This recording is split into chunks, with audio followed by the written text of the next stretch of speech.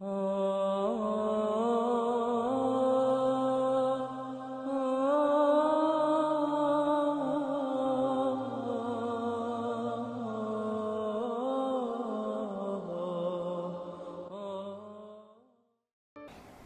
ہمارے دور جاہلیت کی بات ہے. ایک کلب میں ہمارے دوست تھے، وہ ساتھ میں ہمارے بلیئرڈس کھیلا کرتے تھے. رہنے والے گجرات کے تھے، سولنکی. وہاں ان کی انڈسٹری تھی ایک رامپور میں، تو ان سے ایک اچھی خاصی دوستی سی تھی. پھر وہ وہاں سے ان کی انڈسٹری ختم ہو گئی، چلے گئے. وہ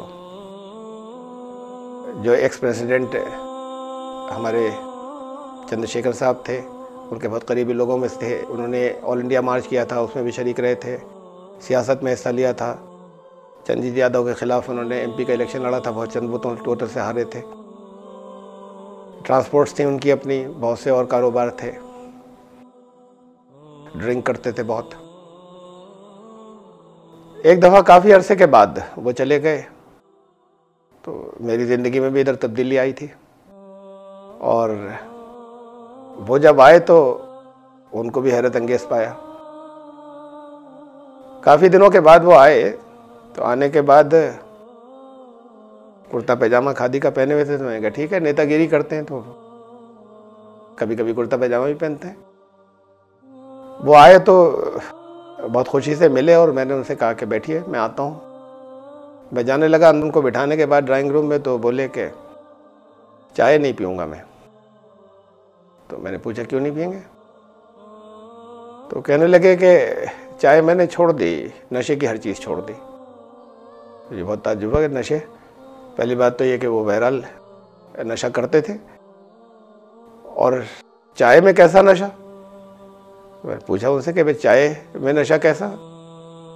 تو بولے کہ چائے کا بھی انسان عادی ہو جاتا ہے، چائے سے مجبور ہوتا ہے. ہر وہ چیز جس سے انسان مجبور ہو جائے اور اس کو چھوڑ نہ سکے، وہ نشہ ہی ہے. میں نے ہر ایسی چیز چھوڑ دی.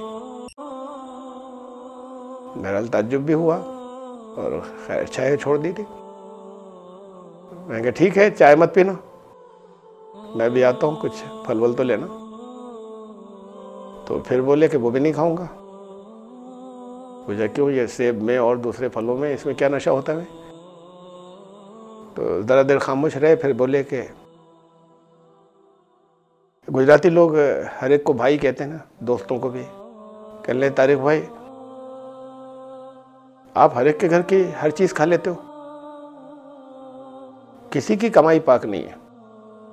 ہر ایک کی کمائی میں کچھ نہ کچھ ناانصافی ہے، کچھ انیائے ہے، کچھ نہ کچھ ظلم ہے، کچھ نہ کچھ جھوٹ ہے، کچھ نہ کچھ دھوکہ ہے. بالکل پاک تو کسی ایک کی بھی نہیں ہے. تو تمہارے اندر آدھیاتمکتا کیا بچے گی، روحانیت کیا بچے گی اگر ہر ایک کے تم ہر چیز کھا لو گے تو؟ لیکن میں نہیں کھاتا کہیں پر، کہنے لگے. اور پھر انہوں نے کہنے لگے اپنے رشتہ داروں کیا بھی نہیں کھاتا میں. جیب میں ہاتھ ڈالا انہوں نے اور کچھ چنے نکال کر دکھائے. لیکن میں گھر سے باہر ہوتا ہوں، اگر مجھے معلوم ہے کہ میری کمائی پاک ہے. میں گھر سے اگر باہر ہوتا ہوں اور مجھے بھوک اگر زیادہ لگتی ہے تو پھر میں چنے کھا لیتا ہوں، کسی اور کے یہاں کچھ نہیں کھاتا. تعجب ہوا بہت. اور یہ واقعہ یہ کیسے ہوا، یہ انقلاب، یہ میں نے پوچھا، وہ انہوں نے بتایا. یہاں پر میں نہیں بتا رہا ہوں کہ اس لیے کہ یہ جو سوال مجھ سے کیا گیا ہے اس کا جواب میں شامل نہیں ہے، اس کے آگے کے حصے پہ میں چل رہا ہوں. بہرحال ایک حیرت انگیز واقعہ تھا. میں نے ان کو جب جانے لگے تو قرآن شریف کا ہندی ترجمہ دیا، لے گئے. وہ پتہ بتایا انہوں نے دہلی میں پتپڑ گنج میں کہاں پر ٹھہرے ہوئے تھے.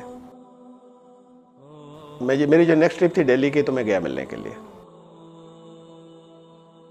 بات چیت میں، گفتگو میں تو جلدی سے جلدی موضوع پر آنا چاہتا تھا کہ میں قرآن شریف کا ترجمہ دیا تھا. اس کا مطالعہ جب اتنا سوال ذہن ہو گیا، ایسے کہ جیسے ہمیں ڈھونڈے سے نہیں ملتے کہیں مسلمانوں میں اس درجے کے احتیاط کرنے والے، تو ان کو دین کی دعوت یا دین کی بات پہنچے تو بہت ضروری تھا. تو میں منتظر تھا کہ میں موقع نکالوں گا اور ان سے ابھی ذرا سا رک کر ادھر ادھر کی چند باتیں کرنے کے بعد میں پوچھوں گا کہ کچھ مطالعہ کرنے کا موقع ملا یا نہیں ملا. اس سے پہلے انہوں نے خود ہی چھیڑا. بولے کہ میں نے، طارق بھائی آپ نے قرآن شریف کا تم نے ہمیں ٹرانسلیشن دیا تھا، انواد وہ میں نے ایک طرف سے نہیں پڑھا، میں سمے سمے پر وقت وقت پر اسے کھول لیتا ہوں کسی بھی جگہ سے، تو جگہ جگہ سے میں نے بہت کچھ پڑھا، اور اس میں مجھے جگہ جگہ میں تو جب جہاں سے میں نے کھولا مجھے ایمان کی بات نظر آئی.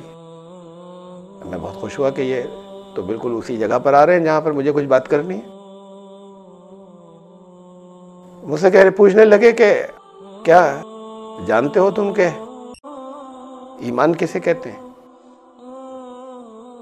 ان کے سوال کا جو انداز تھا، لہجہ، وہ بہت واضح تھا کہ وہ کچھ بتانا چاہ رہے تھے. وہ سوال نہیں تھا جس لہجے میں انہوں نے یہ سوال کیا تھا. وہ اگر سوال ہوتا تو پھر جو کچھ میں جانتا خوب انہیں بتاتا، دعوت پیش کرتا.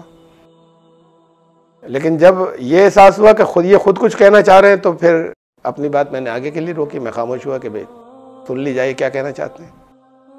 تو میں خاموش رہا.